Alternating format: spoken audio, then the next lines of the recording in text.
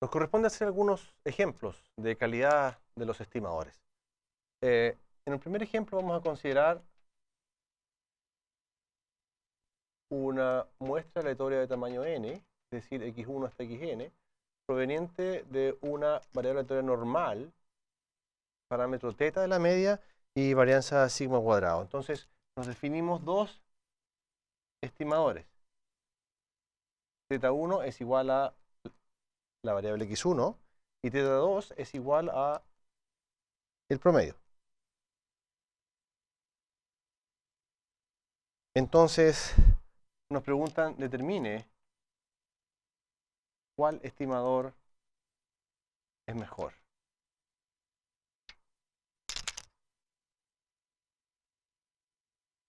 Eso nos piden. Vamos a ver entonces cómo determinar esto de manera de usar los contenidos que hemos visto.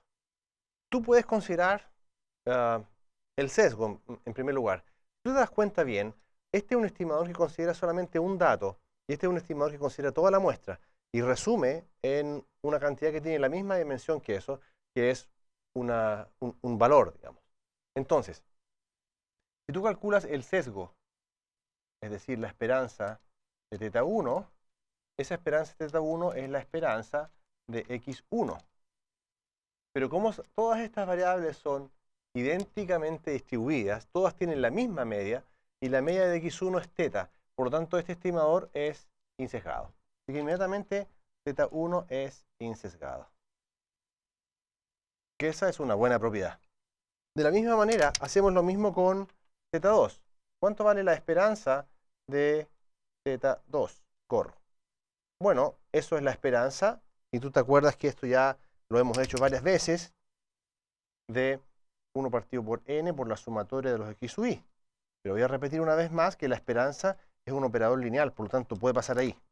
Entonces esto nos queda 1 partido por n por la suma de la esperanza de los x sub i con i desde 1 hasta n. Entonces, de nuevo, la esperanza de los x sub i para todas las variables es teta. Así es que eso es 1 partido por n, pero esto es una constante, ¿te das cuenta?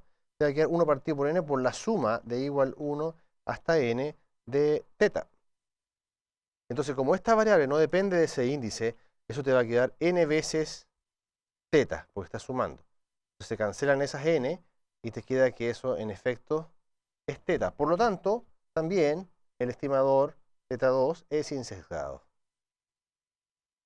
Y esa es una buena propiedad. Entonces ahora, para continuar, lo que tú quieres ver es una medida de la precisión. Ya sabes que ambos estimadores en promedio están sobre el verdadero parámetro. Ahora quieres saber qué pasa con la varianza. Entonces tú podrías preguntarte qué pasa con la varianza, por ejemplo, de teta1. Bueno, la varianza de teta1 es simplemente la varianza de x1. Por lo tanto, eso es, como todas las variables son i de, eso es simplemente sigma cuadrado. De la misma manera, te puedes preguntar cuánto es la varianza de teta2. Es decir, la varianza de teta2 GOR. Y eso es la varianza del promedio. Entonces, yo no sé si tú te recuerdas que las constantes salen al cuadrado. Y esto, la varianza de la suma, es la suma de las varianzas solamente cuando las variables son i y d. Por lo tanto, esto es la suma de igual 1 hasta n de las varianzas de x sub i. Entonces, fíjate, esta varianza es la misma varianza que todas las variables, pues son todas i y d. Así que eso es 1 partido por n por, voy a poner la suma ahí, pero en realidad esto simplemente es sigma cuadrado, y es constante respecto al índice. Por lo tanto, esto es n veces sigma cuadrado. Así que te queda finalmente 1 partido por n cuadrado, por n por sigma cuadrado, y ahí se cancela un n y te queda sigma cuadrado partido por n. Entonces, para poder comparar estos dos valores, lo que tú necesitas hacer es comparar la varianza del estimador teta1 por la varianza del estimador teta2.